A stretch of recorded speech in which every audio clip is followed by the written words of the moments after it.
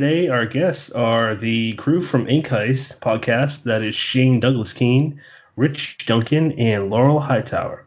I would like to say thanks a lot for coming on today, everybody. Me and Brennan are big fans and can't wait to talk to y'all. Thank you for having us, man. Yeah, we're happy to be here. Yeah, it should be a lot of fun.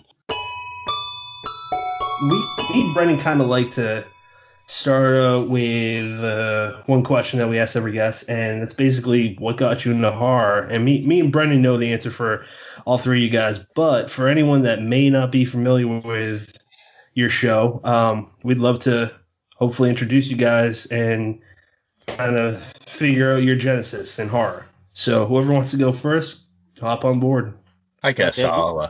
I was gonna say I guess I'll go, but apparently Shane's psyched. I was trying to goad Laurel into starting first so I could interrupt her, but instead you just yell out. You just yell out profanity. Right. No fucking cursing on the show. We told you beforehand. I know, that's my fucking bad. All right, Rich. Why don't you go ahead, buddy? Sounds good. Mine, as far as horror fiction goes anyway, I was born, in the late 80s, so I kind of got into it through like Goosebumps and Scary Stories to Tell in the Dark and stuff like that. As far as films go, it was pretty much when I would visit my dad on the weekends, he would let me rent like whatever movie I wanted. So even before I was like 10, like I was watching, some of the classics like Friday the 13th and The Nightmare on Elm Street and stuff like that. And as far as Candyman goes, I think that's a hilarious story. So do you mind? Yeah, no problem. I don't remember. I can't remember. I know I told the story, but I can't remember why I wanted to see it. I'd heard it was like really scary. So I asked my dad to take me to the video store to rent it. And then I read the synopsis on the back and just some of the imagery. I think I watched like a couple seconds of it, but then I turned it off and I just let that thing sit on the damn table for like a week until he had to take it back. Because I was too scared to watch it, which is kind of crazy because by that point, like I said, I'd seen Friday the 13th and all that, so I'm not sure what it was about that movie, but yeah, just some of the imagery and stuff that I'd heard about it. I just left that thing sit right on the table. I was like, fuck this, take it back. And I bet your dad just sat back and laughed at you. Yeah.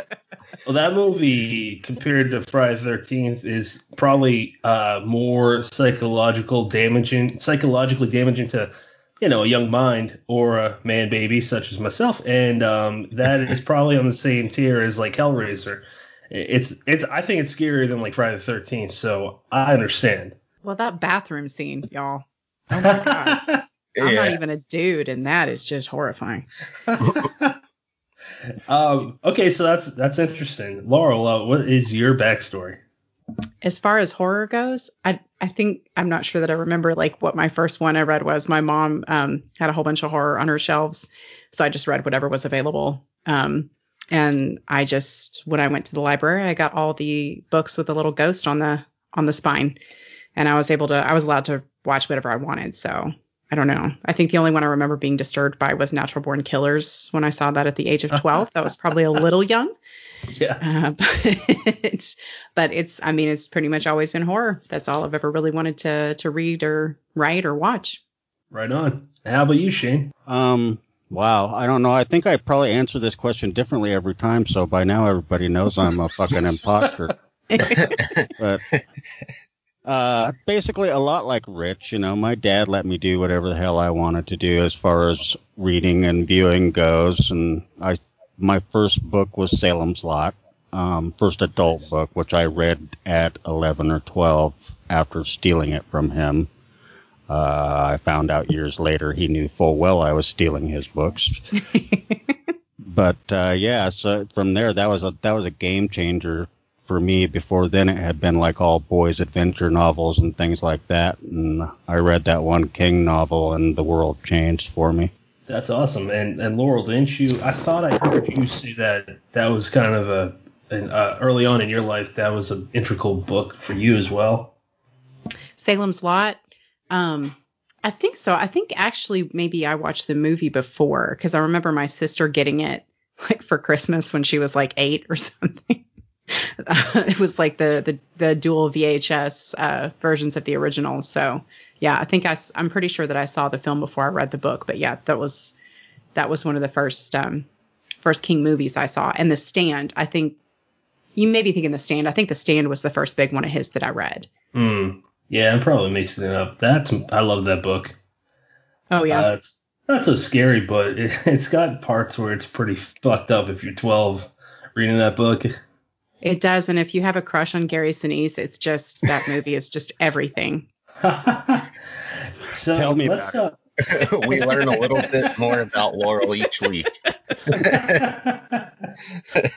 I think it's really interesting that all three of you guys grew up in households, or at least environments, where you were kind of allowed to choose your own adventure, so to speak. You are allowed to hit whatever movies or books, for the most part, you thought you could handle. How do you think that's translated to you as adults now? Oh, man. In so many bad ways. Yeah. Not really, not totally so many bad ways, but I mean, I don't know. I think it has kind of shaped my sensibilities and my outlook on life in general, you know what I mean? And my own writing, although it doesn't really venture deep into horror yet, is pretty fucking dark, and I attribute that to that experience, that and crime fiction. Yeah, and I feel like I think about it more in terms of my son now that I'm a parent. Like, I can't really think other than I feel like there were images that stuck with me. But when I was little, the things that bothered me more, honestly, like I could watch a horror movie and it didn't bother me. But I remember an episode of The Simpsons where Bart was supposed to go to the chocolate factory and he forgot his permission slip and he was so sad. And y'all, I lost sleep over that for 2 weeks. Like, I'm not even joking. So it was always like the emotional impact of stuff. And I'm watching my son as he's watching movies and stuff now. And I swear he's the same way. Like, he doesn't get bothered by things that would normally scare him, but he gets like super concerned about everyone's well-being. So I don't know. That's the kind of thing I'm trying to pay attention to with him now. Yeah, for me, it pretty much, I think, just cemented like my love of the genre, but also it's kind of a good and a bad thing because having seen a lot of that stuff so early, you know, there's certain things that will still kind of, you know, get under my skin or whatever, but I feel like it's almost harder for that effect to like come through sometimes. Like, I love horror, but a lot of times it's harder for me to be like genuinely scared. That makes sense. Except for UFOs. That's interesting though, and the reason I asked you guys that is because I kind of grew up in the polar opposite environment. My household was very much, it says you're supposed to be 17 and you're not 17, so you know that's the law, that's the way it is. And as such, I didn't necessarily watch a lot of the classic movies when I was growing up. And there's definitely a difference between watching Friday the 13th or Halloween or Candyman in your mid-20s versus watching it at 12. And I feel like that definitely shapes the way that I kind of look at the genre. You know, something there that's interesting is that I watched all those movies when I was fucking adult, so I can't really relate. I think that's the first person that I've talked to that has had that experience, though, Brennan. That's interesting. It's interesting. It is. Yeah. Very.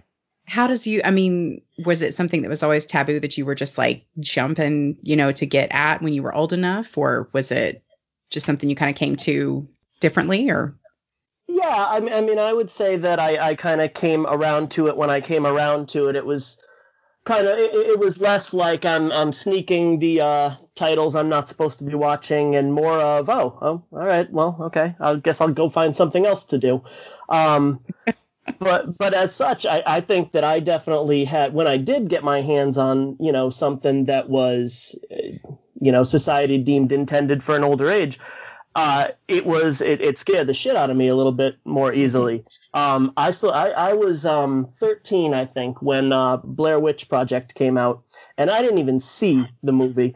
My sister saw it and described it to me, and I lost sleep over just that description. So, Patrick deemed himself a man baby. I'm now currently outing myself in that vein. I count there too, because that movie scared me almost to tears.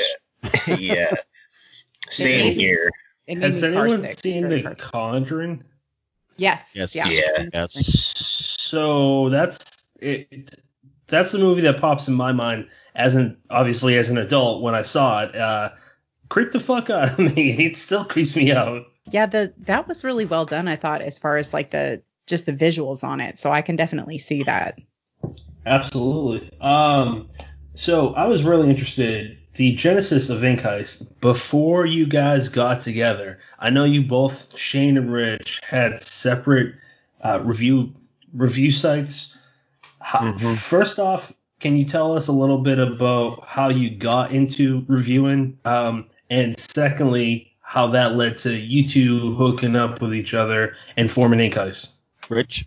Yeah. All right. Yeah. So I'll start with myself. The way that I got into reviewing is I reviewed music prior, like through high school and college, for a website called absolutepunk.net, which is no longer called that anymore. It's still around, but it's not really the same. Then I kind of just lost interest with that, sometime in college, and I wanted to do something, on my own writing again. And I just started reading horror again, because when I went through that phase, I kind of stopped reading, and then I started getting back into it. And I think one of the first ones I came to was Josh Malerman's Bird Box, aside from like a couple Stephen King things. But like as far as new authors, I think that might have been like the first one that I read. And I just figured, to hell with it, I'll start this blog, and, maybe nobody will read it, but it was something I enjoyed doing. And then that's also how I met Shane. Like, I was just talking to him about this the other day. I forget the exact year, but I think we've known each other now for probably 6 years. Yeah, that's a safe bet. I'd say, yeah. If not more. Yeah, you're probably dead on, 6 or 7. I think it was 2013, 2014 in that area. Yeah. But I'll have a different answer to that question tomorrow too. So. Yeah, I didn't want to get too far into that without Shane, kind of touching on his review experiences, because I don't even think I know why he started. I'm not even sure I know why I started. It was in about 2013, Gray Matter Press published their first anthology, which is absolutely amazing. If anybody hasn't read it, do unfuck that. And I saw people talking about it and reviewing it, and I was on Twitter and I said, this is a great book. And Tony says, yeah, don't forget to leave a review. And I was like, well, I wasn't going to start a review site, but that's what I didn't understand the game. And I went, okay. So I started a review site.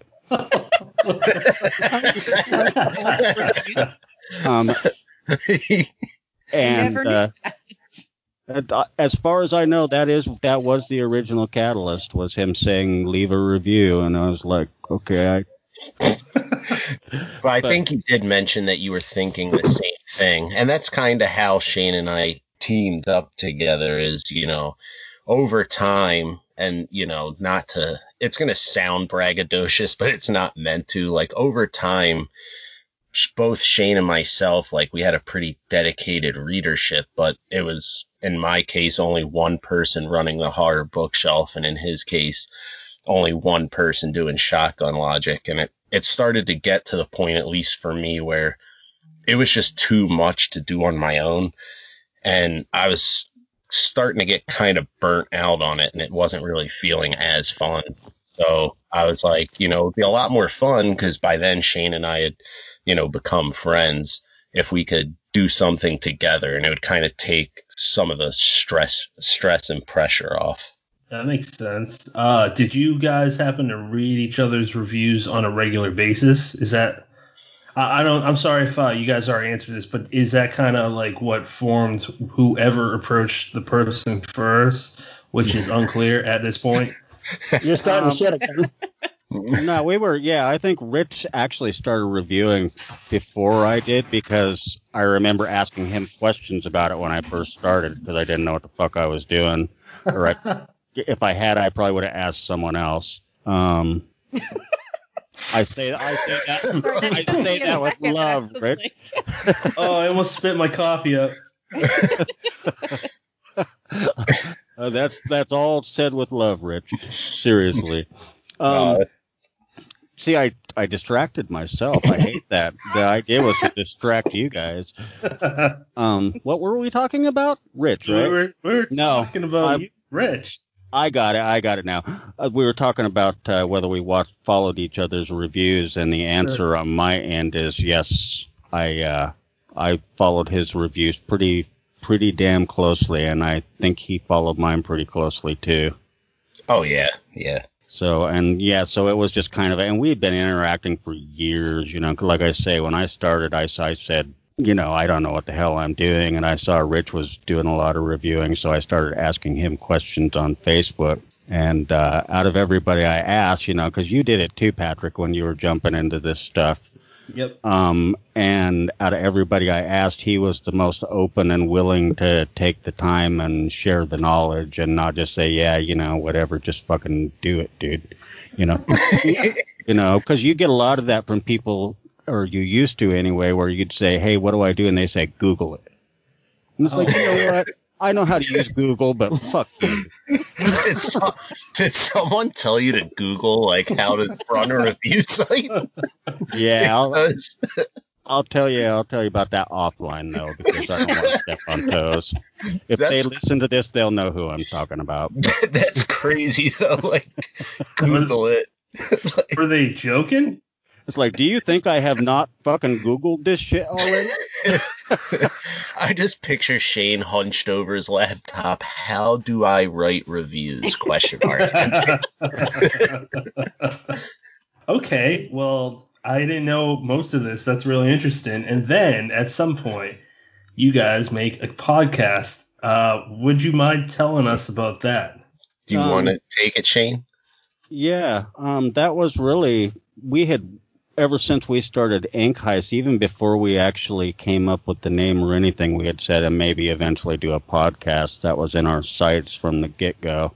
And, we hemmed and hawed, because we're both kind of, it takes a lot for us to put ourselves out there, and we're both kind of, you wouldn't believe it, but we're both a little bit shy. So it took us a little bit to jump off. We both had a lot of stage fright. But then we were talking to John about the fearing, and he said, yeah, and let's do this series. And I thought, that sounds like a killer thing to write. And he said, so when do you want to do the podcast? Oh, he knew about it? And it's like, yeah, he knew we were going to. Well, he asked, is this going to be audio? But it was kind of you could tell that's what he wanted it to be. So suddenly we were accidental podcasters. Yeah.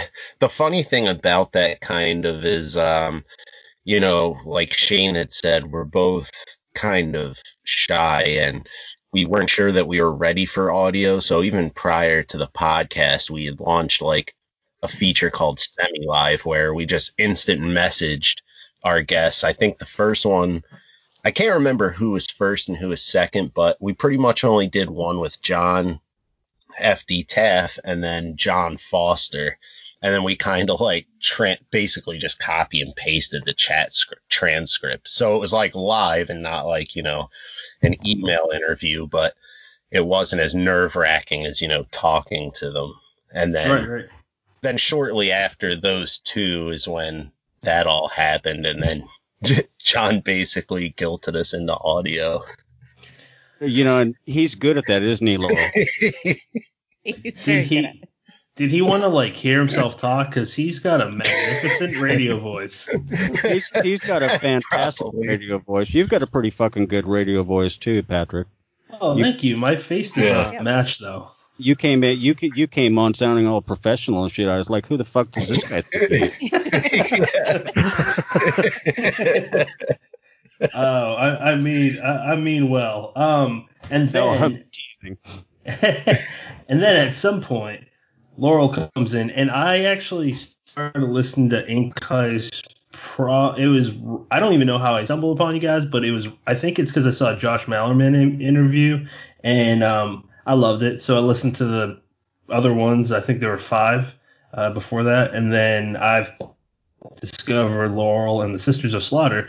So for me, that's what hooked me on your guys' show, new authors, and I'm just curious, at what point did you know Laurel was going to be a part of this? And Laurel, at what point did you know, or did you have a hint beforehand that you would get invited?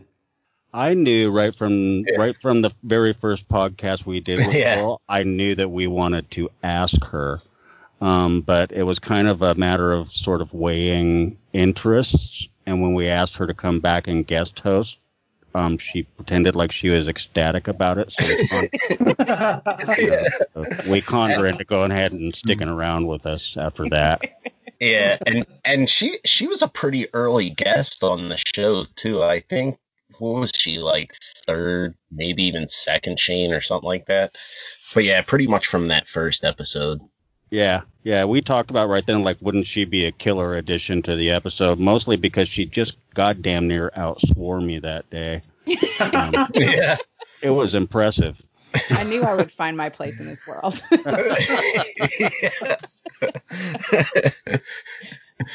As far as my side of it, I didn't have any inkling.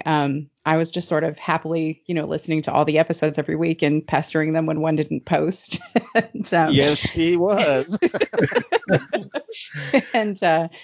And then, when Shane emailed me the one night and he's like, "Oh, I'm sorry for short notice," and I'm like, "Man, I don't go anywhere. This is great. I've got like an hour to prep." And I still think they asked me because they know I'm always at home on Saturday night.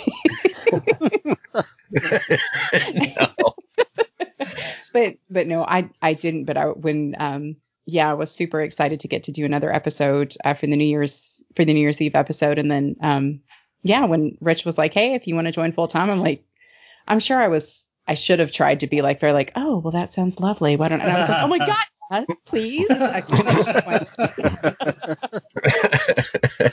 Well, that's great. From my point of view, I mean, I loved it when it was just Rich and Shane, but you're just like, I don't know. It feels like you should have been on it. Nothing against you guys, but it just feels right. Is what I'm getting at. We agree with that too. So that is a mutual assessment. And it really adds, another element to the show that we didn't have before. Like, Shane and I, we write stuff, but Shane's recently been published doing his poetry for the Carpenter's Farm. God Throw damn him a little shout out there. That's a question I had for later. Whose show is this? I was not saying a goddamn thing. I'm not going to go any deeper than that, but I'm only kidding. I know. But it kind of ties in nicely only because, like, when Laurel joined, she has, a book out there and is a published author. So it's a little bit, she has different insights than, maybe Shane or myself might have, and can kind of understand some of the processes the authors go through a little bit better than Shane and I can. And she's got a lot more fucking class and intellect than we do. Yeah. I don't necessarily agree with that, but I do sort of giggle trying to picture Rich discussing erotica with Violet Castro by himself. Yeah. That may have been awkward. That would have been amazing. I wish Shane was in that episode, because I would have been so interested to hear your thought behind any of it. Yeah. I had a little crazy spell that day, so I stepped off. So I've been hogging the airtime. Brennan, please step in and I'll sit back, bud. Hey, one little interruption since we're bringing Brennan in. Brennan, and for all of you who listen to this podcast, Brennan is the guy who dubbed me the profane Mr. Rogers. So that's so you've been working for the last 30 minutes on what my voice sounds like, so you can give me a nickname, or? Yeah, talk away, buddy. Actually, Shane and Rich, I'm wondering how you came about bringing Laurel on to the second or third episode in the first place. Now her book's everywhere. It's huge, or at least it is in my mind. But when she had first come on, it wasn't as big as it is now. So how did you find her? She sent her book to us through the Ink Heist email. Go ahead, Rich. I was just gonna say, Laurel can actually chime in on this too, because she has a funny story about that. But oh yeah, yeah, Shane. I think Shane was the first one that saw the email, but he's like, hey, because we have like a shared account, and he's like, oh, you should take a look at this book, that we just got a review request for, Whispers in the Dark by Laurel Hightower, and I read it, and I was like, oh, that sounds really cool. And, I think we had read it first or we started reading it, and then we were like, wow, this is really good. And we're like, we should have her on the show. And that was pretty much all that went into it. We just started reading the book, like so many other people have, and loved it right away and just wanted to have her on. And then I'll let Laurel take over, because she has a funny story about putting in that review request. Yeah, it is just funny to think of now, because I talked to Rich and Shane like all day. But before that, when I put in the email request, I was directing it towards Rich, because Shane's review requests were closed, and it wasn't just closed, it was like, fuck off, like, do not email me, like, burn in hell, do not tell me. Oh my god. No, I mean, not really, but it was like very clear. Sounds about right. It's pretty on brand. Laurel translated the gist of it pretty well. Yeah. Well, and I was very careful when I was doing my review requests to just read very carefully what people's requests were. And I was like, okay, Shane is closed, Rich is open, Rich likes this type, and so I was directing it to Rich, and I'm like, oh God, there's only one email address. And then Shane emailed me back, and I was like, I did it wrong. Oh dear God. But it was a very positive email, and it was really great. And again, I still think that Rich and Shane putting me on Ink Heist tricked anyone into thinking I was anyone. So thanks, guys. I appreciate it. Still riding that wave. I will tell you, the copy I have, I bought because of that episode. So, I mean, it worked. That whole marketing strategy paid off. Yeah, I mean, we appreciate that. Go ahead.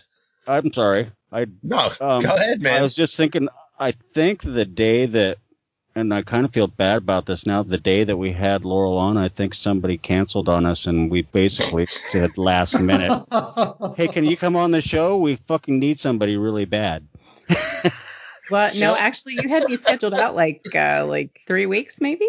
But was that for the New Year's Eve one? Oh, yeah, no, New Year's Eve, yeah, that was like an hour. Yeah, that was fine. At first I was like, what is he talking about? Yeah. But no, like, while we appreciate when people are like, oh, we listened to the podcast or we looked at your site and found your book, all the credit goes to Laurel. She's such a great writer. I've been privileged enough to read some of her stuff, to like beta read it, and every time I'm blown away. So all her, no credit for us. And every single person here has read Whispers in the Dark, and I legit fucking cried at the end. I'm not going to say it for any potential reader, but guys, that ending, wow. Thank you, Patrick. I appreciate that. Yes.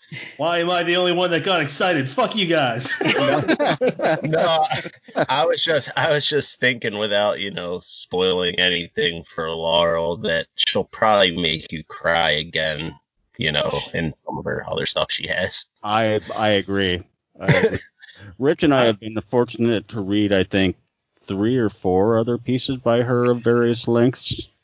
And I say fortunate with a great big huge exclamation point on the end of it. I feel like you guys are trying to make me and Bren jealous because we too love her. So back off. No, they're trying to make you jealous. No jealous, but she it's funny because she always, thanks us for reading it, but I feel like it should be the other way around. Well, you're a good writer too, Rich. You let me beta read one of your stories. It's good. Oh, thanks. You are correct. Yeah, definitely. Rich is an excellent writer, and so is Shane.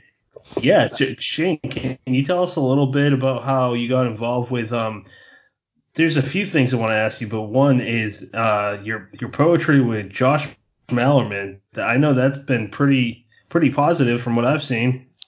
Yeah, that's been a lot of fun, and it's been probably the privilege of my life, one of the greatest honors that I've ever had. And I wedged myself right the fuck in there. He said, I'm going to do this. I immediately DM'd him after Rich gave me a pep talk and basically kicked me in the nuts. And so I went and DM'd him and said, hey, man, I think this is really cool what you're doing, and it really inspires me, and I want to get in on it. I want to write some poetry to go along with the chapters. And he's like, he just flipped over it. He loved the idea. And we started doing it. And people responded really well to it, and then all of a sudden we've got all these other creatives jumping on the boat and creating things adjacent to it, and it's been pretty amazing. That's pretty neat. And that's really interesting how he's presenting it. It's live, right? Not live, but you guys write it in pretty much that week. It's in everyone's computer. I write the poems the night before you see them on the website.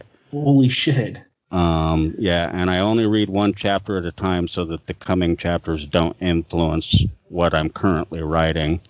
What you see is I've just read a chapter and I've written a poem. And that's impressive. It's but what's more impressive, man, is that I can't keep up with Malerman. I'm serious, man. He's done. Well, I mean, like I said, listening to him on your episode, you can ask Brennan. I will excitedly text him to the point where he just Brennan, tell him what you thought, because it's funny to me. Maybe it'll be funny to him.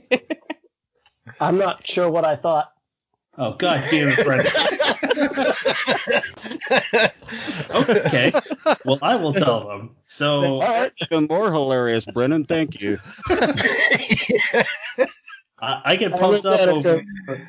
I get excited over a lot of things, and I'll just text him the night before or the morning of when we're gonna record an episode. And he replied yesterday, I think it was, and he said, I'm not sure if you're sending me these because you're genuinely excited or if you're just thinking I'm gonna forget that we're recording.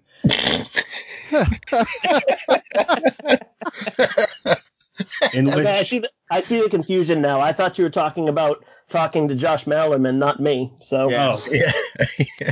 Oh no. Yeah. So my whole point with that was that I'm very excited and excitable, but Josh is on a whole nother planet. Like you wouldn't believe, man. That guy is amazing. Oh yeah, his energy is super infectious. How did you initially end up talking to him? Did you review Bird Box, or I know that was his first published book?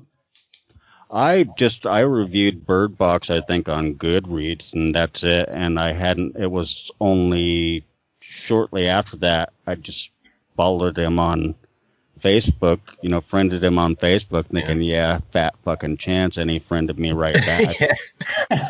And Josh and I have been fairly tight for people who've never been in the same room together for a lot of years now. Because he's just an amazing dude, and I mean, I'm not speaking for him, I'm speaking for myself. But he's just incredibly approachable. And I don't know what happened. We started talking, and then I was writing for This Is Horror, and I contacted him and said, hey, I want to interview you. And so I interviewed him, and he came back with some questions, and they generated a whole bunch more questions, and this was, all in writing. So I sent him more questions, and he kept answering, and I kept asking, and eventually it became a 2-part, 5,000-word interview on This Is Horror. Wow. Yeah. But it was fucking epic, man. If I could have had the same conversation on the podcast, it would have been amazing. And then, of course, we did turn around and have a very similar conversation on the podcast, and it was absolutely amazing. But I had to take some downers afterwards, so. Yeah. I'm kidding. Like Sudafed or something. Sudafed. Just one more question pertaining him is when Bird Box was announced, or at some point when you found out like this is going to be a Sandra Bullock movie on Netflix, how did you feel about that for your friend that has this huge deal and opportunity? I was massively excited about it right from the get-go, and if you were around to watch it when it was approaching, and he had all this amazing stuff happening to him where he's like he's meeting Sandra Bullock, and he's sitting on set watching them film, and he's doing the red carpet thing with fucking Sandra fucking Bullock. Oh my God. And if you guys haven't picked it up already, I have the biggest crush in the world on that woman. And it's like, oh, hell no, even if this movie sucks, it's brilliant.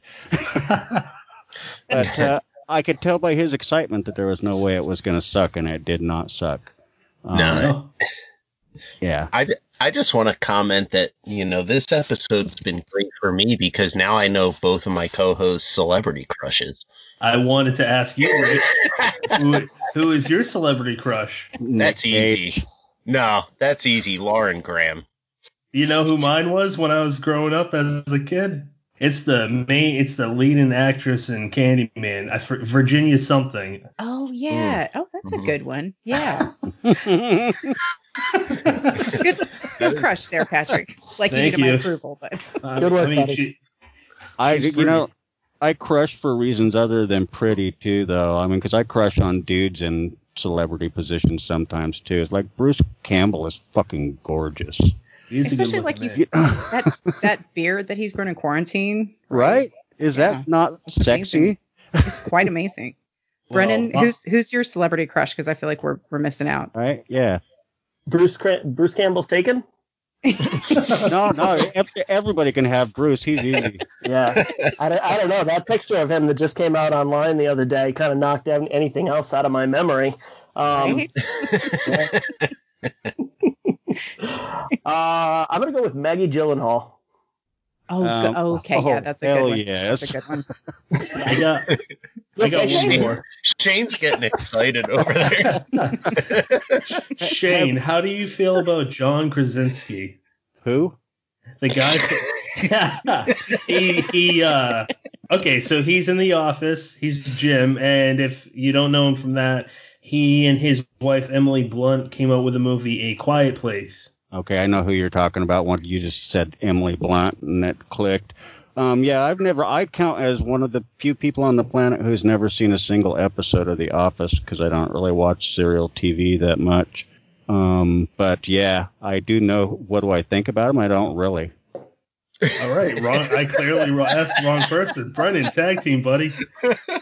I can't watch his new YouTube show I mean, I can watch it. I love it, but I get very emotional watching it. I just get so happy that people are doing so many nice things, and it makes me tear up. It's wonderful. Has anybody else caught that? Some good news?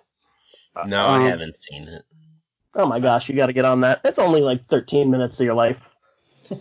I'll check it out.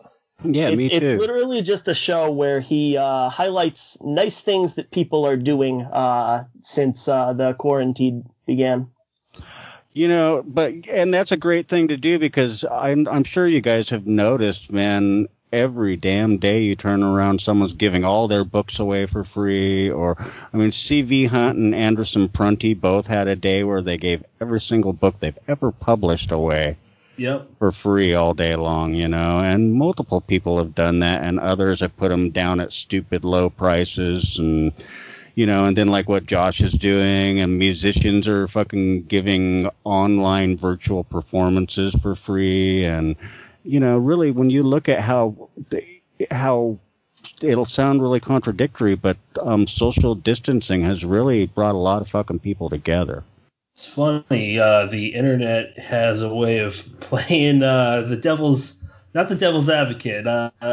Basically, when we are allowed to go near each other, a lot of us are in the computer or have our face in the phone, and we're not talking to anyone. But now, we're all super close. Exactly. Because we're basically all locked in a room together. It's just virtual. And for a lot of us, there's booze, so that's, kind of Hallelujah, sister. No, I'm glad you mentioned that, Brendan. I'm going to add that on because I think that's so important right now because, I don't know, sometimes you look at some stuff and it gets so disheartening, and I like to really focus on the positive stuff that people are doing. So that's good. Yeah, I want to check that out. Hey, one little note. Go ahead, Shane.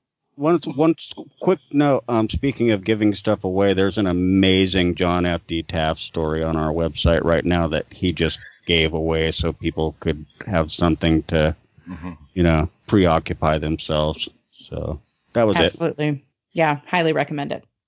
Oh yeah, you guys publish. What got you into that? Because speaking from someone that runs a review platform, that alone takes, every ounce of energy you have. If you're doing it alone. Rich bought the first story out of his fucking change jar, man. And actually, that's pretty much where most of them came. Yeah, is pretty. Yeah, not necessarily the change jar, but at least the first two. Like I just had like a big pile of change, and Shane and I had always talked about maybe doing that, and it's not like a pro rate, but it's pretty decent, I think. It's basically works out to 3 cents a word. It was supposed to be not too bad. Yeah, it was supposed to be 1,500 words, but a lot of the authors, because it was kind of the idea that Shane and I had was we were watching. There's a series called Shaking Through where these bands go into a studio. And over the course of a couple days, they do the whole song from writing it. Like they go in there pretty much with nothing, write it, record it, the whole 9 yards. And we were like, well, what if we do that with stories? So we actually asked John, what would be like a feasible time frame to ask, a writer to just write whatever they want, let it be spontaneous, put it up on the site. And he said about 3 weeks, but we do it on like a monthly schedule. And so that's kind of how it got started. We were like, that'd be a cool idea to just see what some of these writers, just come up with spontaneously. And it was supposed to be 1,500 words, but a lot of the people that we've asked, some of them were like, well, it's longer, but that's okay. You can just cap it at like, the 1,500 words or whatever.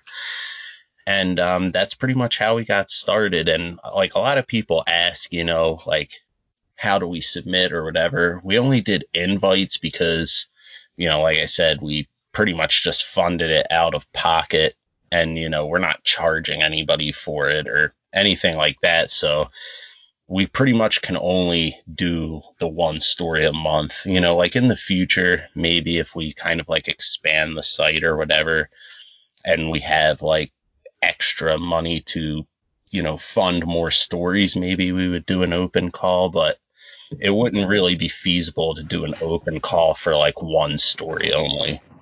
Oh yeah, and plus if you do an open call, look at Grindhouse Press's anthology. You and me submitted to that. They closed it a month early because of how many submissions they got. Yeah, which I probably wouldn't mind that so much. Shane might, but it was more just like the financial resources. We didn't want to start this and then overextend ourselves. But you are correct. There's no fucking way in the world I would deal with this lifestyle again. I did that in college, and I will never, ever, ever go anywhere near that shit again. I did it a little bit afterwards too, and realized why I never did go back to it. So I hate slush piles. That makes me respect the guy. Like, I'm not kissing ass, but seriously, like Ken McKinley reads all that shit, almost 700 short stories. I know. He's crazy. That's like one person, all those stories. Yeah, I give him credit because I would lose my damn mind. Yeah. Well, there's a huge percentage of all those stories that you read about 4 sentences of and just round file it and move on to the next one too. So it's not as daunting as it sounds, but it is hugely daunting for one person to take on 700 freaking manuscripts. Yeah. That's a lot. Well, and to maintain that level of enthusiasm over it too, because I know, we were kind of asking him that. I think we were like gauging his mental health. Like, are you okay? Right. That you're taking this project on, and he was still very like, oh no, I love it. He was, so excited to have so many stories. So I feel like that's very heartening too. Because again, when you're submitting, it's cool. Yeah, I'm with you, Patrick. Like, that's crazy, but I'm super glad that he's doing this. Yeah, I have a lot of respect for slush readers. Yeah, same. Yeah. Tell us a little bit about, all of your recent successes or your upcoming successes. So tell us a little bit about how it felt to kind of get that acceptance from Silver Shamrock. Oh, that was huge. It was crazy. And Shane and Rich will attest because, we chat on Discord for, a large portion of the day. And so like that morning I got up and I saw I had gotten an email back from Off Limits Press asking for the remainder of my manuscript. And I was like, oh my fucking God, they want the rest of my manuscript. And I'm like, oh God, I also got an acceptance from Silver Shamrock. Holy shit. Like, what?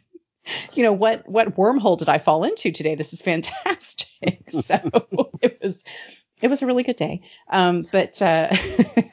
Yeah, I had never written short fiction. That was the first short story that I'd ever written, because I didn't think that I could. And so, Shane and Rich are very good at encouraging on that front. And also John Taft likes to say things like, fuck it, do it anyways. And so I felt very challenged by that. So yeah, so I tried it. I have definitely gotten other rejections on it though, on other short stories, but that was very surprising. But this one just sort of came to me, I didn't think I would have a story for it. So yeah, that was really exciting. And I'm sharing a table of contents with some just really amazing big authors. And I keep expecting someone to say, just kidding, that was a mistake. Not a mistake at all. Should have gone to someone else. But yeah, so I'm really excited about that. And I'm really, the novella that's coming up with Off Limits Press is very, kind of close to my heart. And so I'm just really excited to see that in print. And I'm really, really excited to work with Sam Koliesnik as well. Yeah, that is excellent. On the short story, anytime I've seen you talking about your ability to write short stories, you're always very down on yourself, which that's actually one reason why it's excellent to have Shane and Rich here. So if you accidentally get down on your own writing, they can say, no, she's incredible. So I'm wondering, when you finished that up, sent it out, edited it, and got ready to send it into anywhere you submitted it, was it a feeling like, holy shit, I can write a short story, or was it more like, here goes nothing? It was probably a little bit of both. I really honestly did not expect it to go anywhere. But the biggest challenge for me on it was the story arc. Like, I write these ridiculous 100,000 some odd word tomes, and I just didn't know that I could condense a story arc into something that short. And it just sort of came to me really in a very quick fashion. I wrote it over a weekend. And yeah, so it was just more of a bit of a confidence builder to feel like I could get from point A to point B without it being several 100,000 words. So it was really more of a little of both. I honestly didn't expect anything to come out of it. Did you have to do a lot of cutting on it? Not so much before I submitted it. Rich and Shane both gave me some good notes on it, on some tweaking I did. And then I've been doing my edits this week that I got from, Kenneth Kane, and he's an excellent editor. He's really good. And it's one of those things where, like, once I got his notes, I was like, why did anyone accept this in the first place with all of these problems? So that's one of those things I like to say whenever I can, that a good beta reader and an excellent editor are just worth their weight in gold. And I like to say it's fucking McKinley, not Kane. Kane's the editor, Shane. I know. I got it right this time, didn't I? Yes, you did. I just like to say that. Oh, thank God. Because, I screwed, Shamrock Silver, what? Shamrock Silver. Well, they're the ones who took that fucking Twitter handle. So that's what happens. It's on Ken. Kind of to embarrass Laurel a little bit. Oh, thank you. Yeah, anytime. But when she would say stuff about not being able to write short fiction, I remember the first one she sent us, and I was like, "What the hell is she talking about?" Like, right? She's like a savant. Like that. I think that was like her first one, maybe, and it was excellent. Well, I wrote a short story that may never see the day of light. It was a stupid comedy horror about a who gives a shit, and Laurel sent me notes on it because she actually beta read it, and I'm just thinking, why isn't she an editor as well? Because she knows her shit. I agree. Yeah. Is that a pun? Oh no, different story. It is now. Jesus, man, that was. I can't breathe. That was harsh, dude. Hey man, get out of here. Yeah. Patrick's going, what the hell did I come back in? It was actually a really good pun. I mean, if I were you, I think I would have probably just owned it. Just own it. It's your pun. Well, my brain couldn't digest it fast enough, and then laughed. And now I'm embarrassed. Well, but no, to circle back around on that, that's actually quite a good short story, and I hope that you come back to it, because that song's still in my damn head. Also, I had no idea this episode was going to be so great for my ego. You guys are awesome. Anytime. We all talked about it except for Shane, because he's a dick and ignores me. Who's talking?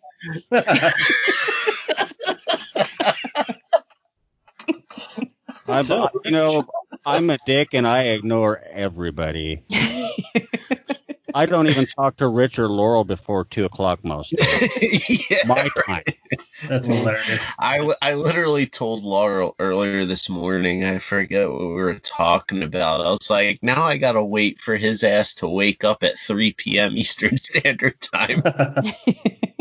You wanted to ask me something about that poetry? Yeah. Yeah, because after you guys spoiled that one thing for me, I go back every day to make sure you didn't do it again. So I actually wanted to ask Rich and Shane a question about writing. You guys, and you did this yourself because you mentioned it on the air. You guys are working on a collab. I would love to know if we can find out anything else about that. It's getting a lot of dust on it.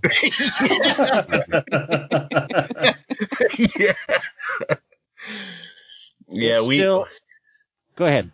No, I was just gonna say we had some notes and stuff for it that we pretty much, and it's weird because I think Shane and I both kind of would consider ourselves pantsers to a degree. But we actually have like some notes, and we kind of know what the story's about and where we want it to go. And I believe there's even like a first chapter that Shane had done, but we kind of took a break from it for a little bit, especially, now that he's working on the poems, because, as he said before, he reads the chapter that's going to come out on that day, and then he writes the poems so that it's like fresh. So we kind of put it on hold for now while he's doing that.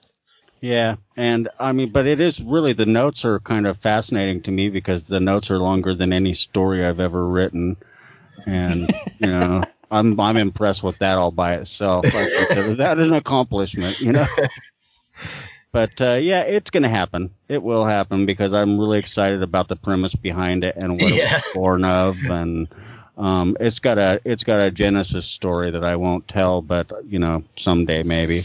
It's pretty batshit crazy. Yeah. Basically, is what Shane's trying to say. Yep. Well, I'm sold on it. Yeah, I mean, I want to read it already. I want to read it too. Shane, you and Bob Pastorella, I think I said his name right. You guys worked on a series of splatterpunk articles in February, I think it was. I was just curious how that came about. It's just kind of an interest and a semi-passion of both of ours. And we were talking with a group of other writers one day. I think John Foster was in it, and Joe Lansdale, and a few others. And we were talking about splatterpunk and what the definitions were and what the differences between hardcore and splatter were and things like that. And Bob said, hey, we should write this. So we said, yes, let's do. And we are actually still writing it. Oh, I actually didn't know that. Yeah, I'm a holdup right now because of this project I'm on with the poetry, but I have an article in my hands that I'm working on that's going to Bob in a few days. And that's all on This Is Horror's website? Yes. Okay. Well, I mean, for anything we've mentioned, if you want to send me links or someone wants to, or I'll bug one of you guys for the links for anything you mentioned, let me know. I'll put them in the show notes. I actually bugged me because I won't remember everything. But okay. anything you think should be linked, if you don't mind bugging me, I'll find the link for it. You like how he threw that right back at you, Patrick? Yeah, skill. Yeah, but you know what, man? It's because it's easier that way because I just fucking ignore him anyway. Shane, I've been to Portland and everybody else is so nice there. I don't really ignore him. I just ignore him. What happens is I get up in the morning, I see a message, I go to answer it, I see a squirrel, and it's all over from there, and I never remember that I had a message to respond to. Isn't the last Blockbuster in like the world right near Portland or in your state? No, we had one of the last two, and it's gone. And then there's another one. I think it's actually over somewhere near Laurel. I was going to say Alaska, so shows what we know. I thought it was in Oregon. No, I don't think we have. Actually, you know what? You might be right. It might be over in Bend, Oregon. Oh yeah. Awesome. That guy and his fucking motorcycle. Every night.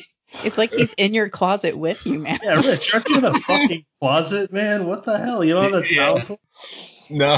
No, unfortunately not. It is very spacious in here, though. What's your wife think about that? Like, does she laugh? Kind of, but it's funny. The one day we were recording an episode, and I forget what I said exactly or what we were talking about, but I told those guys, I was like, oh, don't worry, she can't hear us because she's asleep. And then all of a sudden you just hear her go, I can hear you. And he said it on the air. Yeah. I guess she texted him. He said, she just texted me. She can hear. Oh, yeah. That's all right. Does your daughter ever walk? Your daughter's what, like 5, I think? Mine? No, she's 3.5. All right, so I'm off. But she can walk and stuff. So does she ever go by the closet and just mess with you? No, she's usually asleep by the time we record. Gotcha. That's why we do it at the times we do it, mainly because of me and Laurel, because we both have little ones. Yeah, and then Shane's kids are what, like our age? And old bastard. And older, probably. I think my oldest is 33 now. Yeah, I wasn't joking. I'm 31. Yeah. So yeah, I was totally ignoring Rich because I am an old bastard, and that's my project. Well, where do you guys broadcast from? I'm curious, Brennan. Where have you found in your home to hide away and broadcast? Oh, see, mine is brilliant because you guys may or may not know that my day job is I'm a music teacher in kindergarten through 5th grade, and I also do piano guitar lessons. So I have taken one of the kind of rooms that we put boxes in when we moved in here and never unpacked them, and I have turned it into an office. So I mean, this is actually it's the size of a big closet, so I'm not that far above Rich, but I've got my piano here, I've got my guitar, record player, bookshelves. I'm good. I'm solid. That's a sizable closet, you know. It's a nice room. Yeah. I was laughing earlier because I didn't know if you guys heard me or not. While I turned my chair around and my chair strummed my guitar, and I was, oh fuck. But apparently I got away with it. No, I didn't hear it. So me and my wife, when we moved in our house, we converted I wanted my own office. I was like, I'm paying for a house. We both are, but I'm like, I want an office. That's the one thing I want. So now we compromised on us sharing an office, and that's where I record from. Right on. Yeah, and just for the record, I feel comfortable about my closet recording studio. if you guys watch Final Guys, Hunter Shea records up in his attic. So he does the belfry. He calls it the belfry. Yeah. So he kind of laughed at me when he found out I recorded in the closet, but I don't think it's too far off. Yeah, I mean, he's kicking around in his bathrobe up in the attic. Well, the difference is he's got a cool name for it, so you just need a name for the closet. That's true. Batcave would work. Yeah, Batcave. Yeah. I think that Hunter Shea is actually pretty close to me. We're both in Jersey. You gonna go visit the belfry then? I think if I did that, Hunter Shea would be like, "Who the fuck are you?" And that would probably be the end of the conversation. Not if you bring bourbon. Yeah, bring booze, man. Throw an empty beer can at the window, and then when he comes and puts his head out, show him the bourbon bottle. You're probably good. I'll do that. I'll do that. You know what, man? You show him a bottle of bourbon, he'll let down his golden hair so fucking fast. Between what you and Laurel both said, that sounds like the worst rom-com I've ever heard of. Wait, did you just imply that me and Hunter Shea are somehow romantically involved? Well, not until you present him with that bourbon. Pining after each other because Laurel's like, yeah, just throw a crumpled beer can up at his window. Like, what? Shea would be over there throwing IPA bottles. No, that's at Ken's house. Yeah. Or Tim's. Yeah. I'll bring Tim's actually pretty close, and I won't say the town, obviously, but when I first started talking with Tim Meyer, I told him where I lived. He's like, oh, that's funny. That's where I bring my kid for one of his doctors. So maybe I'll stalk him too, and that will turn into a romantic relationship. It's a really good meet cute right there that we're coming up with for you. You know. Don't turn it down. I just show up at his kid's doctor's appointment, like, hey, what are you? And you're gonna bring a bouquet of IPAs for him? I will. I'll bring his book, and I'll have Hunter Shea's Slash with me, and it'll be a party.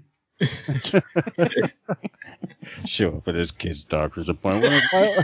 When his wife goes in for her first ultrasound, I'm going to be there by that. Freakiest way I could ever meet someone. You New Jersey people are weird. Technically, I mean, I've lived here for 5 years, so I'm a New Englander, like you son of a bitch. I don't know. I would never stalk somebody at a doctor's office. So yeah, right. You might have the New Jersey in you. I'm only talking about it. I never said I'll do it yet. Brennan has drawn a line in the trick. Take that, foul Patriots fan. Hey, all right. Now fucking Shane, I was going to bring up NFL stuff later. Well, So? that's all I'm saying. Oh, yeah, well, you got me going. Let's talk about real quick. Sorry, Laurel, sports ball talk for a moment. Ball. Listen, I'm going to go get a drink and maybe, take a bath or something. Y'all let me know when you're done. I just had... Or it's not the first time she listened to a bunch of idiots talk about football while she get drunk. I just had one thing to say, Shane. You can never hate us again because not only did we lose the best quarterback we ever had, we lost a tight end that was a professional fucking wrestler for a year. Yeah, and that's a stupid laugh, too. That's true. Will you still hate us when we go 4-12 this year? I will love the hell out of you. It's the fucking Bucks I'm going to hate. You'll be looking down on us from your 8-8 schedule. I'll be going, hey, the Pats are pretty good, but those fucking Buccaneers can go to hell. Yeah, we're gonna get that term patsies once again. I can't wait. Yeah, that's right. I forgot about that. It's been a long time now. Speaking of sports ball, I gotta say I laughed, and I'm sorry, Patrick, but I laughed after the Eagles beat them in the Super Bowl, and he sent me a photo. I guess he had parked his car somewhere and somebody had stuck an Eagles bumper sticker on his car. Yeah. I remember that. He got eagled. I literally lived in Eagles country, so I guess I deserved it.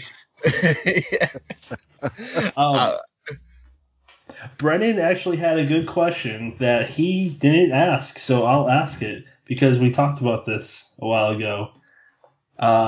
How has adding a podcast changed your platform? 3 under the bus, Brennan. Take that. Shots fired. Okay, I didn't write it down and forgot about it, so, yeah. What was the question, Brennan? Shane, I told you, I forgot it. God damn it. So I'm wondering, you guys had Ink Heist together. You did reviews, articles, things like that, and then you added the podcast. How has kind of your outlook on running Ink Heist changed since you put the podcast into effect? I haven't, I can't speak for Rich, but for me, as far as that goes, I've gotten a hell of a lot busier, so my output on the website isn't as great as I would like it to be. And Rich is in the same boat. We're both just busy as fuck, and he also works a stupid job. So yeah, it's for me. That's the main thing, is that our level of production on the website has gone down some. But between the podcast and lately with the poetry and stuff, it still has daily content and stuff, but not like we used to do. So once Rich gets his ass to work and writes something, that'll change again.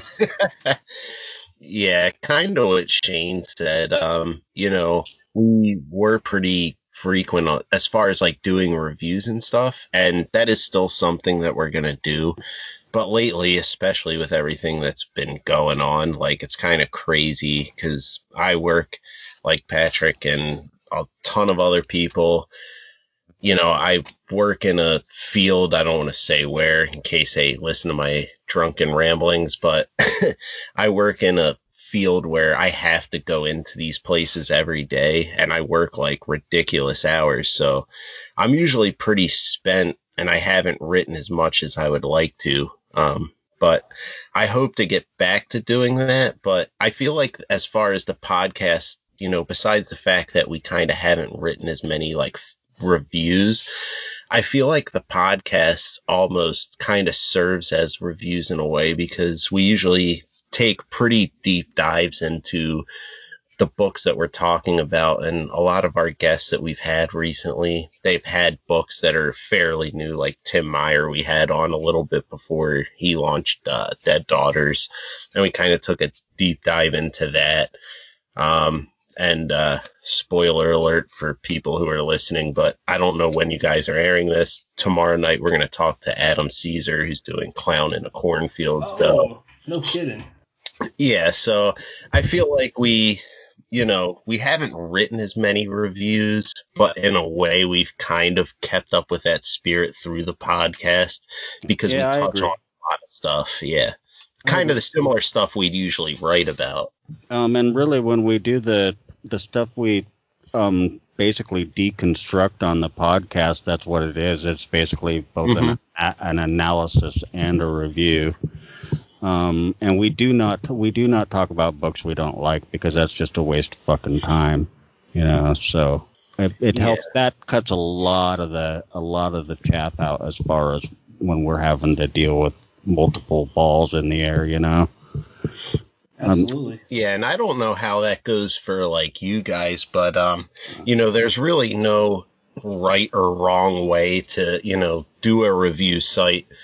But I feel pretty confident in saying that, you know, for Shane and myself, we pretty much focus on reviewing or covering stuff that we enjoy. So like people might come to our site and be like, well, they just love everything. But like Shane said, there's so much stuff out there that we just choose to write about or talk about, you know, stuff that we like, rather than try and serve as, you know, like a gatekeeper, so to speak, and be like, and try and read everything, because we just couldn't. Like, between stuff we do outside of the site and everything, it's just a lot easier to just tell people about stuff we like. So that's why, like, if you ever read our reviews, there might be some critical points, but you'll never really see like a bad review, so to speak. And it's not because we don't write them or we're scared of writing them. It's just there's not enough hours in the day to try and cover everything. So we just cover stuff that we like. And I was just wondering, you know, what are your guys' thoughts on that? Do you just cover stuff that you like, or do you try and cover like everything? Brendan, you go first, man. I'll anything that I read, I'll generally write a review on, even if it's just going on Goodreads. But yeah, I'm going to spend my time promoting the stuff that I'm really excited about. There's just so much good stuff out there that, like you said, there's no reason to really kind of dwell on the negative. And even if you read a book and it's just not for you, that doesn't necessarily mean it's bad and you need to drag it, because there could very well be a book by that same author, same press, whatever, that is up your alley, or one that you didn't like for whatever reason could be somebody else's cup of tea. And, you know, at the end of the day, there's just too much good stuff out there to really spend too much time dwelling on the stuff that didn't resonate with you. Yeah, it's really a contradiction between art and sorry, I lost my train of thought. Go ahead. Patrick. All right, so that's a two-part answer. Individually, I review pretty much every book I read, and I read a lot slower than pretty much all my peers. So I don't know. I just give each review as best of a objective state of mind where I'm thinking like, well, I'm trying to promote the book, and I genuinely like most things. And then as someone who runs a review platform, we got a team of like, I think 11 people. Basically the only thing we won't run is if it's a review that's, it pretty much sounds like it's shitting over a book, because I've gotten one or two of those before, and I just won't publish that.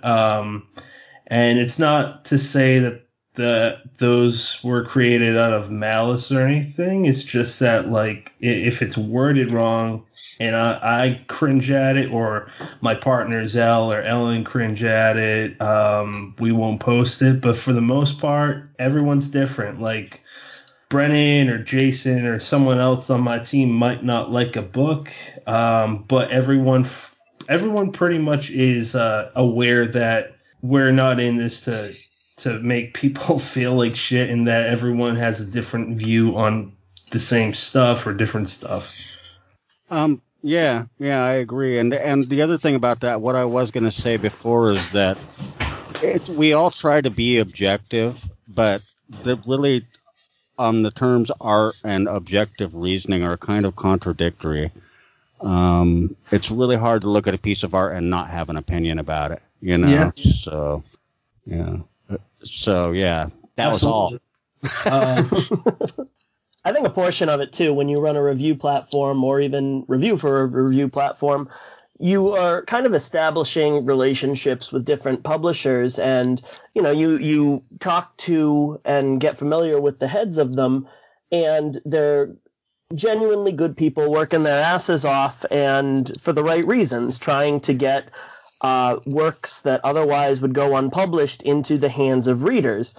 So, if you have a review that says, I didn't like the subject matter, it just, it wasn't for me, the characters didn't work for me, whatever, that's fine. But if you come into it and you say, this book sucks, it was a waste of my time, and the author should feel bad for having, wasted everybody's time, and the publisher should feel bad, it's not productive. It's a waste of time. Absolutely. And something to add to that is, like, if you don't like a book, like I recently wrote a 3-star review, which isn't bad still, but I said this had potential. This is why I didn't like it, or this is why it didn't work for me. I still think that people should read it. So I think if we all genuinely try to think of, like, well, we're trying to sell books because we're all in the horror community, and we're all, for the most part, like, super nice people that try to help promote everyone. I think that at the end of the day, that should be the takeaway from it all. It should, yeah. And I'll add again, as someone who has a book out there, honestly, like, I think that with a review site, you should do whatever makes sense to you. But I also think that, again, like, as a writer, I don't want anyone to be, like, tricked into reading my book. You know what I mean? So, like, if someone just really hates it and they want to outline everything they hated about it, I honestly think that kind of serves a purpose in a way, because I think that, like, if there's someone else who there's just a major pet peeve they have about some element that's in there, I'd rather save them the time, So I think everyone should write whatever reviews they're comfortable with. But I still think that it serves a purpose no matter how you want to get on it. Yeah. I agree. I agree to the point that if somebody sends me something and says, regardless, positive or negative, please review it, I'm going to review it. And then at that point in time, what's important is integrity and honesty. And understanding that reviewing a book negatively is not the same as saying this author is a piece of shit. That's not a review. Yeah. I agree with Shane on that. And kind of like how we've all been talking. There's no wrong or right way. Like, everyone has their own reviewing style. And like Shane said, as long as you're honest and stuff, that's all that really matters. And, like, it's kind of interesting, too, the star thing. Like, Shane can kind of comment on this. There's nothing wrong with that kind of system, and who knows, people might not even read the reviews we write, because Shane and I are both wordy motherfuckers when we do write those. But that's one of the things we wanted to do, is kind of just eschew that and just be like, this is what we like, this is what we didn't like, and people can kind of just take it from there. Because sometimes, like, with stars, it gets kind of iffy. Like you said, like, a 3-star review isn't bad, but depending on the author or something, they could take that as being, a bad review. Yeah, and the other side of star ratings too is that if you ask 5 different people what they think each level means to them, they'll all tell you something different more often than not. Yeah. So the ratings mean different things to different people who are receiving that. Someone might say 3, that's fantastic, and someone else looks at it and goes, well, that fucking sucks. Yeah. So. Jim McLeod, he was the first person I interviewed on the podcast, and he said it on the air that he gave a 5-star review, and whatever the author was, that person messaged Jim and said he didn't like the way he worded a few of his sentences. So Jim's like, okay, now it's 4. So you never know what you're gonna get. No, you don't. And you will encounter those people. I've had that happen too, where I've had people try to get me to change the wording in a review I'd put out. And what? It's just not going to happen. Once it's down, it's down, And that's also another aspect of the integrity I was talking about. Once you write it and print it, there it is. That's crazy. I've never had that experience yet. Have you, Brennan? No, not yet, but there's a first time for everything. Yeah. Yep. I've only had it one time that I can remember. But what the fuck was that? Yeah. It sounded like someone ate their mic. I think Rich cracked a beer or fell down off his chair. Rich, are you okay? Did George get you, buddy? Oops. Sorry, Rich. You didn't fall off your chair, did you? Your microphone's muted. I think he'll be right back. Okay, so moving on. His mic is muted. Before Brennan, I don't want to hog all the air, man. So if you want to take it away, go for it. Well, I was thinking about something you guys said earlier. Rich said earlier, actually. He was very modest and said, he didn't want to sound like he was bragging, but that, Ink Heist kind of got itself, Ink Heist horror bookshelf, and what you guys did within the community kind of got themselves into a position where people did kind of sit up, take notice, and your reviews kind of counted for something. And, I mentioned that the one of the initial episodes you guys did sold me on Whispers in the Dark. But even the other ones, the one you guys did with Hunter Shea, I picked up Creature based on that. I couldn't get The Fearing in my hands fast enough for the episodes you guys were doing with Taff. The episode with Matt Hayward, the way he talked about the way that his works were kind of semi-connected. I think he sold 5 books based on that hour-and-a-half long conversation. So to me, like that's the next logical step as far as, where the podcast comes in. So with that influence in mind, I'm wondering what are some of the best books that you guys have read this year so far, all 4 months of it, 2020.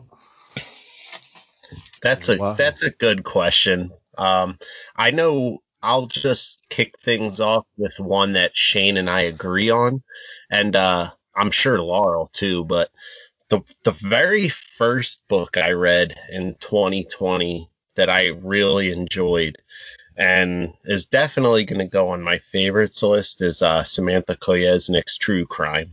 Oh, yeah. Hell yeah. Yeah, definitely. Yeah. That was excellent. And I don't know if it's just because it was one of the more recent ones. It was fabulous anyways, but it's like the first one that comes to mind for me is Dead Daughters by Tim Meyer. That as a thriller just blew me away. Yeah, it was a damn good one and no twists. I don't know how Shane kept a straight voice with that. What about you, Shane? What was the question again? Some of the. No, I know. I'm favorites. Kidding, man. Oh. It's been an interesting year for me because normally I kind of eschew too many short stories, and this year it's kind of been like every short story collection I've picked up or anthology has just owned me. I just finished Kathy Koja's Velocities the other day. I would call that probably the best book I've read this year so far. And I would also say for novel length, and this is not bias, it is true honesty, even though I would say it anyway.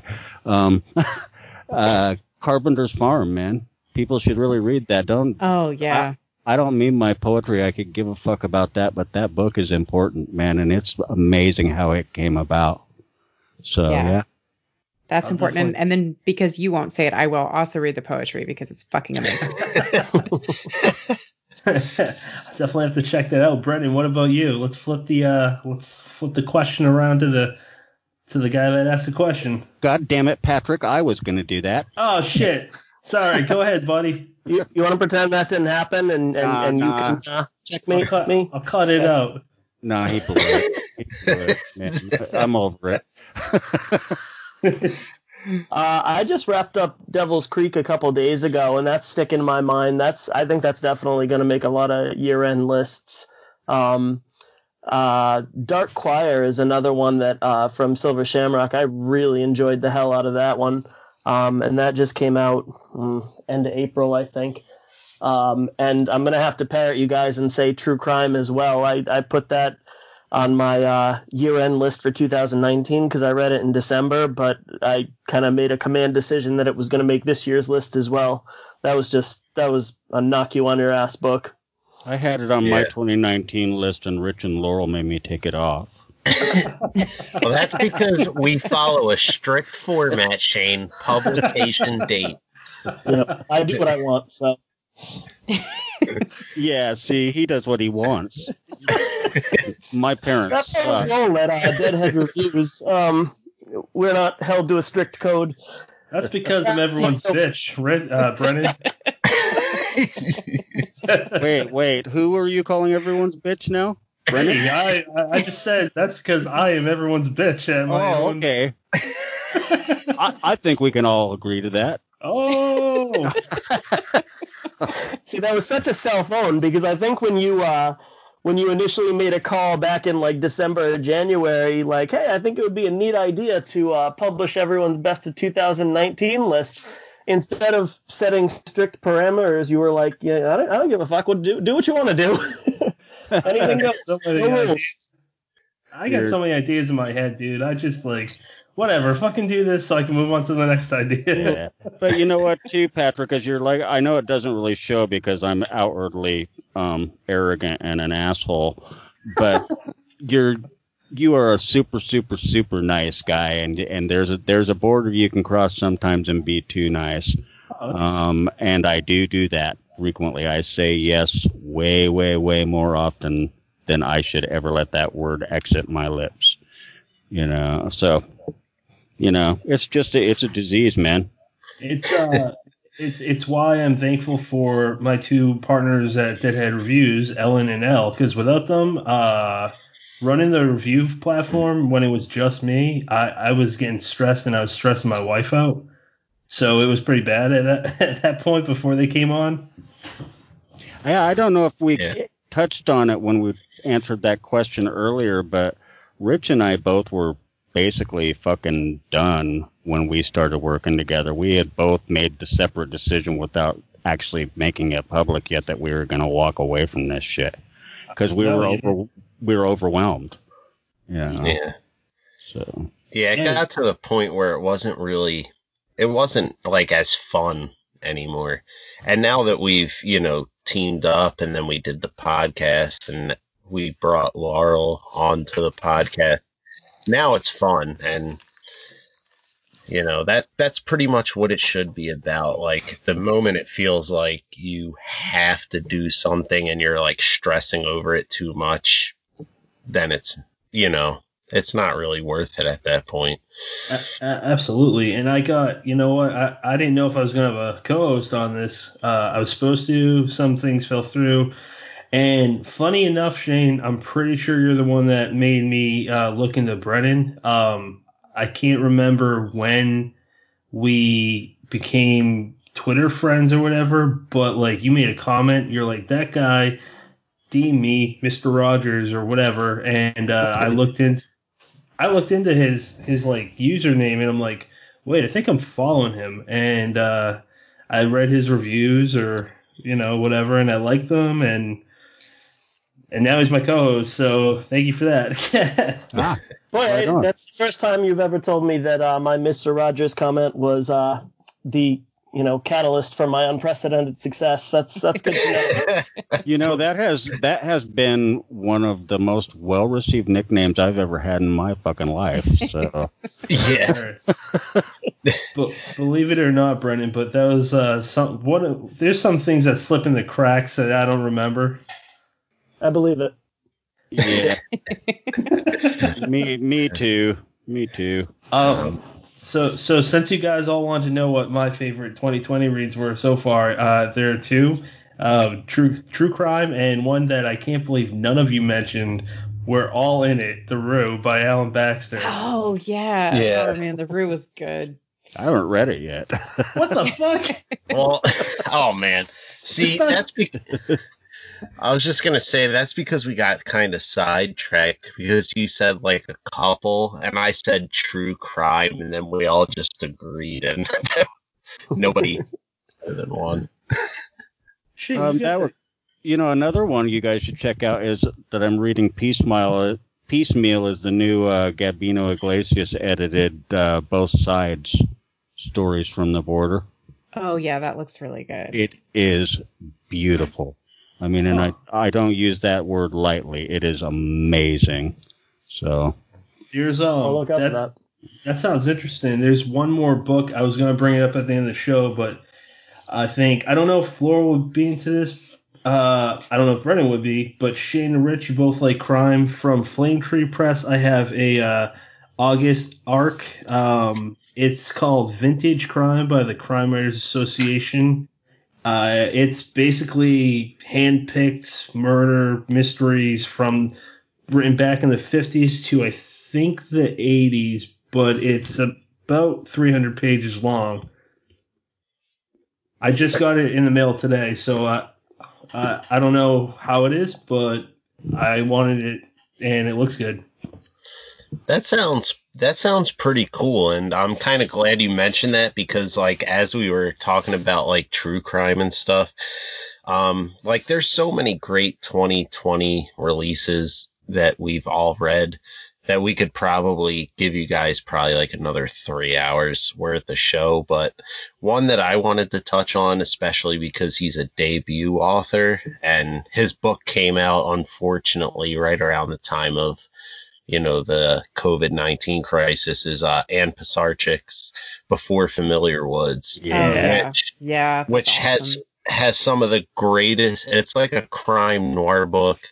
Has some of the best characterization I think I've read in a crime book, like, in a very, very long time. And I think I told Shane, like, I was like, you know what, this kind of reminds me, like, I haven't read the book, but I've seen the film of, what is it, Shane, A Winter's Bone? Winter's Bone, yeah. Yeah. I love that movie. That's the so book good. the book is by, I think it's a Daniel Woodrell book, I'm pretty sure, and it was a really, really good book. It was billed as YA, but you read it and you go, what? Yeah. After seeing the movie, I couldn't see that, but yeah. But yeah, that book, Before Familiar Woods, like, if people have any kind of interest in, crime noir, and even if they don't, like, the characterization and the setting is so good in that book. Like, I think anybody, readers and people who, like, kind of want to be writers, should read that book. Oh, one more real quick, just because I can't believe we fucking forgot it. Alma Katsu's The Deep. Yes. Yeah. Oh my gosh, The Deep's so good. It's brilliant. Yeah. So I listened to that episode when it came out, and she's just she's super interesting. Shane, actually, I can relate to you as far as an interest in that time period, because and I won't bore you with the details, but I'm particularly a huge history nerd, focused on, like, the American Industrial Revolution, and that definitely includes a time when there was the Western expansion, and I'm really into that, and I want to read that book. I haven't yet. The Hunger. Sorry, you guys were talking about The Deep. Sorry. Oh yeah, my bad. No, that's and that was the one that I had said. I'm the guy in the back of the room going, oh, right. Yes. For the same reason. Yes. Yeah, that one is awesome, Patrick. You'll like that. I want to read so many books, so I'm looking at about 40 books on my desk right now. I can't read that fast, so I think I got to quit my job. You'll probably be fine for a month or two. Yeah. Brennan's a robot. He reads so fucking fast. How many books do you guys read a year, if you were to guess? Last year I read 72. Okay, that's still a lot. I won't say I'll land on this number this year, but last year I landed on 133. Oh my god. Man, I couldn't even put a number on mine. Before easily the same as mine or better. Maybe, like, I'd say prior to 2020, I didn't really read as much as people might think, only because I work like 10-hour days. So, like, I'd get home, I'd read for a little bit, but it wasn't enough to get very far. But I'd say starting in 2020. I don't know what really has changed, but I've been reading a lot more lately. So, but yeah, probably not as much as Shane, but probably right up there, especially now with the podcast, because we usually read whatever book it is. And that's kind of a funny thing that, you know, Laurel had brought up when she was on Monster Men. And Jack was like, you guys read like a book a week? And I never really thought of it like that, but it's kind of like that at least like a book a week. At least, yeah. And, never mind. I forgot.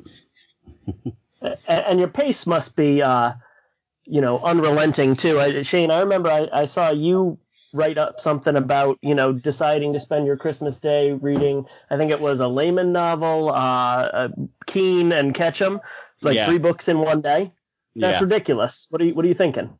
I'm incapable of not doing that. My therapist, yes, I'm crazy, thinks that it's related to ADHD symptoms. So, just part of me. I'm not capable of not doing that. So it's not anything that's really, I have to have 3 or 4 books going all the time, or I lose interest in the one that I'm reading and walk away from it. So. Do you remember which ones they were? Which books those were? Which books what? That is also a symptom. So. Yes. Your Christmas Day readathon. Let's see. It was Richard Layman's Into the Woods, Jack Ketchum's, I want to say, Ladies' Night.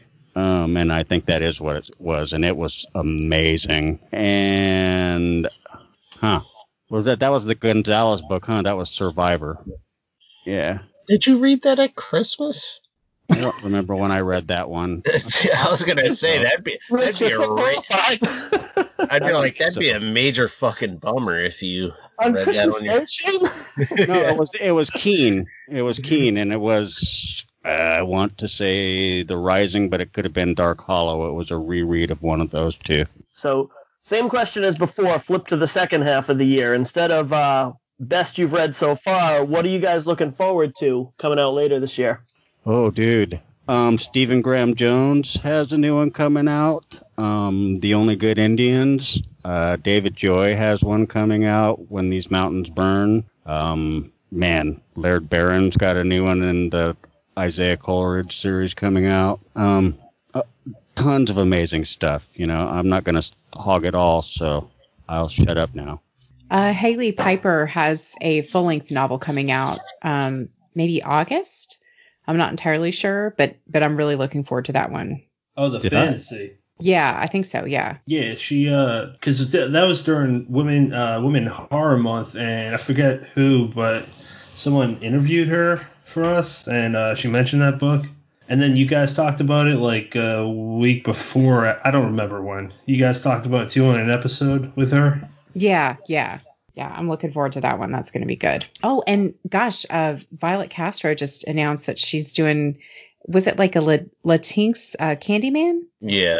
That is what it was. She did, yeah. I cannot wait for that. That's going to be awesome. What? I didn't know about that. What is that? Yeah. Flame Tree, I think. Yeah. Flame Tree. Yeah. Oh, shit. And she is amazing. She's funny as hell. And she can write her ass off, and I've been listening to her book talk things, and yes, Laurel, I know. And she every time she opens her mouth, pretty much she cracks me up. Yeah. Yeah, and she has some cool stories, like in that episode that Laurel and I did with her. She has like a lot of cool ideas that I wanna read all of them. I can't remember, Laurel, did she mention that story that got picked up by Flame Tree when we spoke with her? I think that was one that she was not wanting to really disclose any details on. She had, I don't remember her. I feel like I would have remembered that. Yeah. She mentioned, because we were asking, I think, if there was going to be a follow up to Hairspray and Switchblades, and she said she had something else that she was hoping to get picked up. So. She mentioned a book title called The Final Porn Star, and after I heard that episode, I messaged her. I'm like, I want to fucking read that. That is a killer title. Yeah. Yeah. Yeah, the ones I'm looking forward to, Shane stole a lot of mine. So I'll just throw in two more. Max Booth III's, Touch the Night. That's coming through Cemetery Dance. I've ordered it. I ordered it a couple months ago, but I've seen a lot of people, in the horror community reviewing it, saying that it was great, which, Max that was one of the funniest episodes that we've recorded was with him. Oh, and yeah. He has like such an incredible imagination. Like you wonder how he comes up with half this stuff. And the other one would be Jonathan Jan's The Raven. Oh, yeah. Oh, yes. Yeah. And also, doesn't he have one coming out in October that's like more of a Halloween one? I think so. Well, he put it out through his newsletter. It's hard to keep track because he's got like one that he's working on, like the Halloween Gods. Yeah. Okay. That's what I was thinking of. Yeah. But I know he has one coming soon from Cemetery Dance called The Dismembered. And I think it has like kind of like a gothic cover. So I hadn't heard of that one, I don't think. Oh, and Laurel's Novella Crossroads. Yeah, absolutely. Hell yeah. Thanks. Yeah. That is reason to be excited, though. It truly is. Anybody listening? Absolutely. Yeah. Read Laurel's book, man. You'll be amazed at how good it is. I can't wait. There's I think that you guys might jump on my band. Okay, blah blah blah. Back up. Damn it, Shane, you're rubbing off of me. I forgot what I was gonna say. Thank you. Oh, damn it. So there are three that I'm looking towards. That's Midnight at the Pentagram, because that looks fucking amazing with that lineup. Michael Clark's third installment to his Patience of a Dead Man trilogy. And the third one, god damn it, Shane. Which one was the third one? I can't remember it now. It was probably Hunter Shay's Misfits, huh? Yeah, go with that. Is that coming out this year? Oh, I think so. Isn't it? Remember. September, October, I think. Yes, October. The third one is, and I'm actually going to read the penny for your thoughts next, but I'm already looking towards Lady Luck because those two are a killer team, Matt Hayward and Robert Ford. Yeah, I'm looking forward to that one too. I love that book. It's like such a great mashup of genres. And those guys are both, they're both super, super nice guys and super, super, super talented guys, Kelly tells me Bob's a fucking hippie, but otherwise, they're good guys. So. Well, you didn't realize that by looking at it? Rich, I wanted to mention one thing, and I just wanted to get your reaction. Have you heard that there's going to be a reboot of Goosebumps live-action television series brought to you by Scholastic Entertainment and Sony Pictures Television? Yeah, I have heard that. I'm not quite sure how I feel about it, honestly. I watched the original TV show, and it was okay. I watched both the movies with my daughter, which people can judge me if they want to because of how old she is, but she loves spooky stuff, and it's really pretty tame. But I've seen both the Goosebumps movies, and they were great. But as far as I don't know, I don't even know if they're going to be doing like the original run of the books, because I pretty much read all of those and then a couple of, the Goosebumps 2000, but then I kind of moved on to, more adult horror books after that. So I don't know if they're planning on doing like some of the newer Goosebumps. Like I literally have no idea what any of those are about. But as far as like if they did some of the original ones, maybe I would check it out. But I also want to give a shout out because especially with like Paperbacks from Hell and the way people kind of, post covers nowadays, for my money, especially because they were for kids books, Tim Jacobus, who did a lot of the original cover artwork for the original Goosebumps books, he's still one of my favorite cover artists. Like, some of those covers are pretty damn cool. Yeah, I like him. Yeah, some of them are great. Yeah. So no one else gives a fuck about this, so I want to move on to is there I was curious because I really don't know the answer. Is there a break between seasons for you guys on your podcast? We don't stop, or at least we didn't. We didn't last year. We changed from season 1 to season 2 after New Year, but we didn't take a break. We'll probably take the 4th off. It's looking like now, but we're also addicted to this. We'll probably get drunk and decide to run anyway. So. I was gonna say solo show. It's not like I'm going anywhere. So. Exactly, same. That's hilarious. It's kind of funny because like Shane and I had talked about it, like, should we just be like episode 1?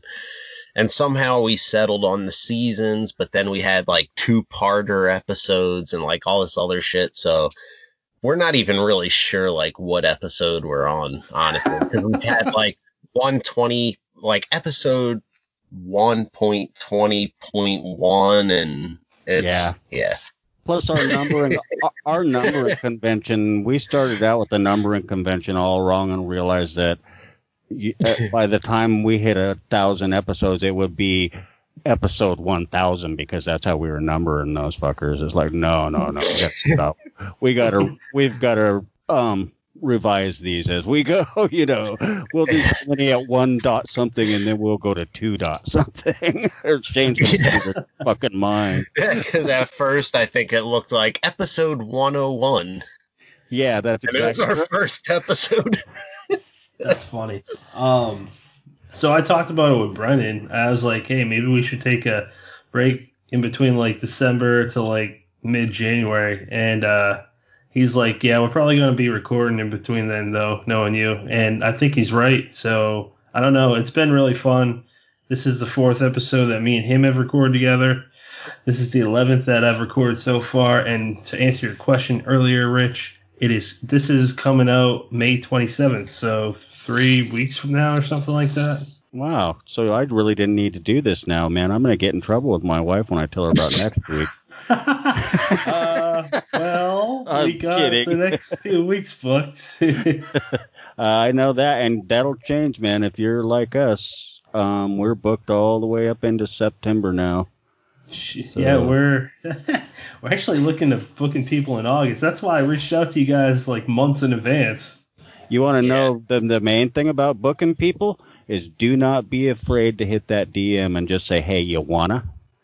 No matter who it is, man. No matter who it is. It's how. Like people get in trouble for saying that through DMs. No, man.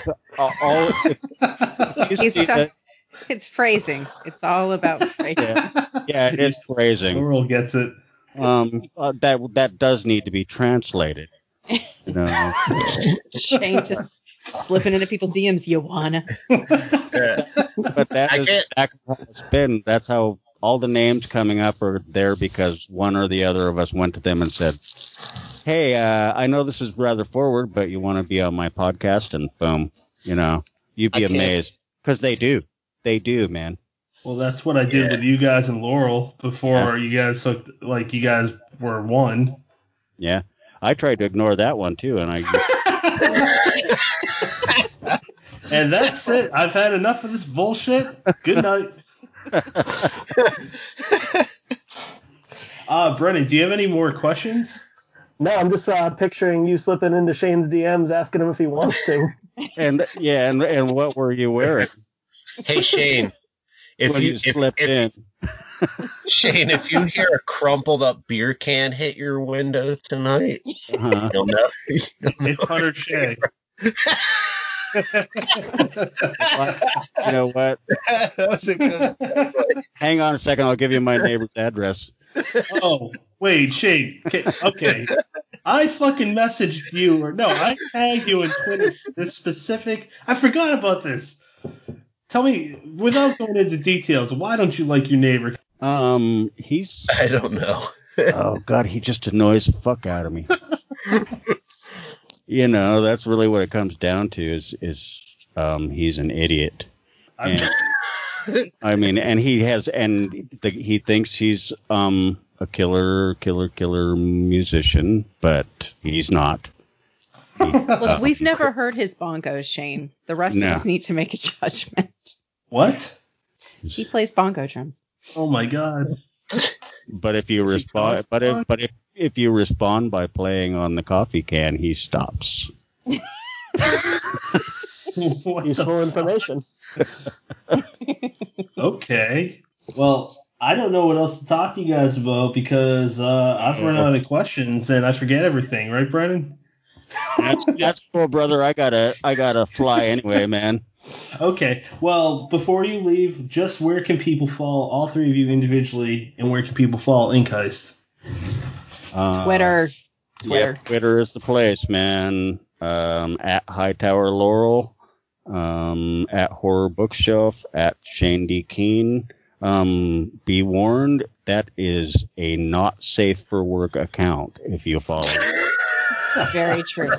Very true. That stands for Laurel too, by the way. Just FYI. Also very true. Also, I'd like to just go on record as saying that I'm very impressed that Shane had memorized all of our Twitter handles. Because I didn't even remember my own. I'm like, is it at the Horror Bookshelf or at Horror Bookshelf? And he knew it right off the top of his head. And at Ink Heist. Yes, at Ink Heist. And inkheist.com. So, also, if I may plug it, joshmalerman.com/carpenters-farm will get Fantastic. you amazed. I'm sure, man. He's a hell of a writer. Yeah. I have had a great time.